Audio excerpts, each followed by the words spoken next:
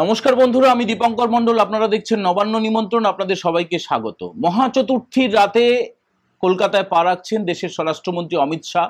একদিনের নয়, দুদিনের সফরে কলকাতায় আসছেন স্বরাষ্ট্রমন্ত্রী, এবং তার যে সফর সূচি সেটা অত্যন্ত সিক্রেট। কেন্দ্রীয় স্বরাষ্ট্র মন্ত্রক থেকে যে সফর সূচিটা আমরা পেয়েছি সেটা আপনাদের আমরা দেখাতে পারবো না। আমরা শুধু মুখে আপনাদেরকে বলে দিতে পারবো যে অমিত শাহ তার শাহী দরবার কখন করবেন, তিনি কোথায় কোথায় যাবেন, এবং সেটা আমরা প্রথমে আপনাদেরকে শুনিয়ে দিচ্ছি যে রাতে কলকাতায় থাকছেন অমিত শাহ। চতুর্থীর রাতে তিনি কলকাতায় থাকছেন। 25 তারিখ মহারাষ্ট্রের মুম্বাই থেকে বিএসএফ এর এয়ারক্রাফটে কলকাতায় আসবেন এবং রাতে তিনি কলকাতায় থাকছেন। তারপরে 26 তারিখ সকালে লেক অ্যাভিনিউ মানে কোথায় বলুন তো? একদম রাজ্যের মুখ্যমন্ত্রী মমতা বন্দ্যোপাধ্যায় যে 30B হরিশ চ্যাটার্জি স্ট্রিট, সেখান থেকে কয়েক মিনিট দূরত্বে লেক অ্যাভিনিউ, সেখানকার একটি পুজো মণ্ডপ যার নাম হচ্ছে সেবক সংঘ।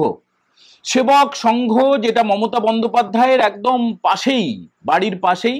মানে সেখানে মাইক বাজলে কালীঘাটে মমতা ব্যানার্জি বাড়িতে বসে শুনতে পান, এতটাই কাছে আর কি। সেখানে অমিত শাহ যাচ্ছেন, সেখানে গিয়ে পুজো মণ্ডপ উদ্বোধন করবেন। কেন দক্ষিণ কলকাতায় মমতার বাড়ির পাশে পুজো উদ্বোধন, সে ব্যাপারে ব্যাখ্যায় আমরা আসছি। তারপরে অমিত শাহ যাবেন সন্তোষ মিত্র স্কোয়ার, মধ্য কলকাতায় বিখ্যাত পুজো, 90 বছরে পা দিচ্ছে। সজল ঘোষ যার অন্যতম মূল উদ্যোক্তা, বিজেপি নেতা, বিজেপির কাউন্সিলর সজল ঘোষের এবারের পুজোর থিম হচ্ছে অপারেশন সিঁদুর। কলকাতা পুলিশের তরফে দফায় দফায় নানা রকম বাধা দেওয়া হয়েছে বলে অভিযোগ করেছিলেন সজল বাবু। আমরা বলি দেবুদা, আমাদের পরিচিত, আমার কলেজের তিনি সিনিয়র। তো এই কারণে তার সঙ্গে আমার অত্যন্ত ভালো সম্পর্ক এবং একটু বাড়তি সম্পর্ক রয়েছে। এরপরে অমিত শাহ যাবেন ইজেডসিসিতে। ইজেডসিসি পূর্বাঞ্চলীয় সাংস্কৃতিক কেন্দ্র, কেন্দ্রীয় সরকারের একটি জায়গা। সেখানে বিজেপির তরফে একটা দুর্গোৎসবের আয়োজন করা হয়েছে। তার মানে অমিত শাহ রাজ্যে আসছেন 3টে পুজো উদ্বোধন করতে। কিন্তু এটা তো অফিসিয়াল কারণ। এবার শাহী দরবারটা কখন হবে, কোথায় হবে?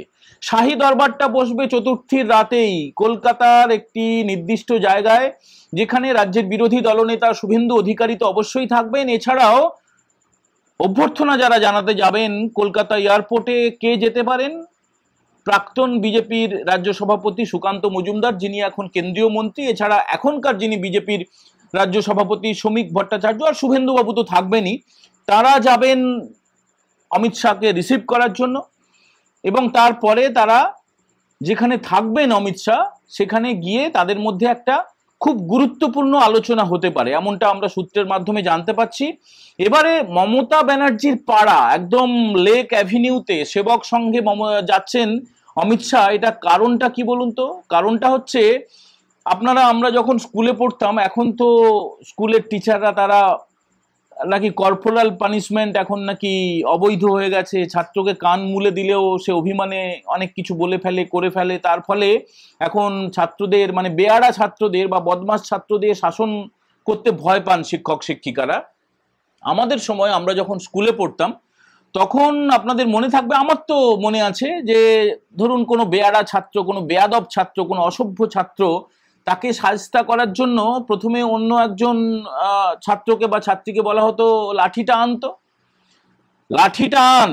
লাঠিটা যখন এলো, এই টেবিলের ওপরে লাঠিটা রাখা হলো, এই যে জোরে শব্দ করে লাঠিটা রাখা হলো, তারপরে লাঠিটা নিয়ে যখন শিক্ষক উঠে যাচ্ছেন, সেখানেই তো অর্ধেক টাইট হয়ে যাচ্ছে, শায়েস্তা হয়ে যাচ্ছে ছাত্র। তার দেখুন, প্রথমে প্রহার করার আগে, প্রথমে শাস্তি দেওয়ার আগে এইভাবে এগুলো হচ্ছে নিয়ম, এগুলো একদম সর্বজনীন ব্যাপার। দেশের বিভিন্ন শাস্ত্র, রামায়ণে, মহাভারতে, চাণক্যের মানে কৌটিল্যের অর্থশাস্ত্রে এগুলো সব বলা আছে। সাম দাম দণ্ডভেদ আমরা আগে বলেছিলাম, একটা এপিসোড তৈরি করেছিলাম। অমিত শাহ তো এ রাজ্যে বিজেপিকে প্রতিষ্ঠিত করার জন্য প্রত্যেকটা অস্ত্র প্রয়োগ করা শুরু করেছেন। এবং যে শাস্তি, মানে দণ্ড বলে যে ব্যাপারটা আছে, সেই দণ্ড দেওয়ার আগে এগুলো হচ্ছে তার আগের যে সূচি আর কি বলতে পারেন। এগুলো তার প্রাথমিক, মানে যেমন মূল খাবার খাওয়ার আগে, ডিনার বা লাঞ্চের আগে স্টার্টার দেওয়া হয় না, স্যালাড, বিভিন্ন রকমের যেগুলো স্টার্টার, এগুলো হচ্ছে স্টার্টার। মানে মমতা ব্যানার্জি বাড়িতে বসে, উঠোনে বসে, ঘরের মধ্যে চা খেতে খেতে বা টিভি দেখতে দেখতে বা খবরের কাগজ পড়তে পড়তে তিনি শুনতে পাবেন এই জয় শ্রীরাম, ভারত মাতা কি জয়। এবং অমিত শাহ যখন আসবেন, তিনি যা বলবেন তিনি মানে টিভিতে দেখতে হবে না, এই মাইকে বললেই শুনতে পাবেন, এতটাই কাছের। এবারে মমতা ব্যানার্জি, তিনি তো অমিত শাহর ঘোর বিরোধী। তিনি মাঝে মধ্যে বলেও থাকেন, আগে বলতেন যে অটল বিহারী বাজপেয়ী ভালো আর আদবানি খারাপ। এখন তার কাছে মাঝে কিছুদিন হয়েছিল মোদি ভালো অমিত শাহ খারাপ, এখন আবার দুজনেই খারাপ। তো এই যে আমাদের যে মাননীয় মুখ্যমন্ত্রী, তার কাছে কখন কে ভালো কে খারাপ সেটা বোঝা যায় না। তো কিন্তু তাকে তো প্রোটোকলটা মানতে হবে। নবান্ন সূত্রে আমরা যেটা জানতে পাচ্ছি যে চতুর্থীর রাতে যখন কলকাতা বিমানবন্দরে অমিত শাহ পা রাখবেন, তিনি তো দেশের স্বরাষ্ট্রমন্ত্রী, তো প্রোটোকল মেনে অফিসারদের যেতে হবে। এবং মমতা ব্যানার্জির তরফেও কিন্তু দু একজন মন্ত্রীকে পাঠানো হচ্ছে। এবং প্রাথমিকভাবে যেটা নবান্ন সূত্রে আমরা জানতে পাচ্ছি যে অমিত শাহর মনকে ভালো করার জন্য চতুর্থীর রাতে তিনি যেহেতু আসছেন, একটা পাঞ্জাবি পাঠানো হচ্ছে, ভালো দামি পাঞ্জাবি পাঠানো হচ্ছে, পাজামা পাঠানো হচ্ছে, একটা চিঠি পাঠানো হচ্ছে শুভেচ্ছাপত্র মমতা বন্দ্যোপাধ্যায়ের তরফে, এছাড়াও শাল পাঠানো হচ্ছে এবং পুষ্পস্তবক তো থাকছেই। এইগুলো পাঠিয়ে মমতা ব্যানার্জি চাইছেন যে অমিত শাহর মনটা যাতে একটুখানি নরম হয়। কোনো মানে হবে না, এইভাবে গলানো যাবে না। অনেকভাবে মমতা ব্যানার্জি চেষ্টা করেছেন অমিত শাহ আর নরেন্দ্র মোদীকে কবজা করার, তাদেরকে ভুলিয়ে ভালিয়ে মাথায় হাত বুলিয়ে কাজ উদ্ধার করার, এবং যেভাবে চোরঠামি করে হিসেব না দিয়ে কেন্দ্রীয় বিভিন্ন প্রকল্পে খরচা করেছে রাজ্যের সরকার, তার হিসেব না দেওয়া পর্যন্ত কেন্দ্রীয় সরকার কিন্তু একটা পয়সাও দেবে না। যদিও তৃণমূল কংগ্রেসের তরফে গত লোকসভা ভোটের মতো এবারের যে 2026-এ বিধানসভা ভোট আসছে, সেখানে এইসব কথাই বেশি করে বলা হবে, এই কেন্দ্র টাকা দিচ্ছে না। সে কথাগুলো তো গত 34 বছর ধরে যখন বামফ্রন্ট ক্ষমতায় ছিল একই কথা আপনারা শুনেছেন, আমরা শুনেছি। বিমাতৃসুলভ আচরণ হচ্ছে, কেন্দ্র দ্বিচারিতা করছে, আবার এই 14-14.5 বছরের তৃণমূলের শাসনে একই কথা শোনা যাচ্ছে। এবারে সাধারণ মানুষ ঠিক করে নিয়েছেন যে ভাই এই বিমাতৃসুলভ আচরণ আর তাহলে আমাদের লাগবে না। আর ওই আপনারা দ্বিচারিতা বলছেন, তাহলে কেন্দ্রে যে দল আছে সেই দলকেই ক্ষমতায় আনা হোক। এটা মোটামুটি রাস্তাঘাটে, চায়ের দোকানে, স্কুলে, কলেজে, বিশ্ববিদ্যালয়ে, ক্লাবে, সমস্ত জায়গায় আপনারা এই কথাটা আপনারা শুনতে পাচ্ছেন।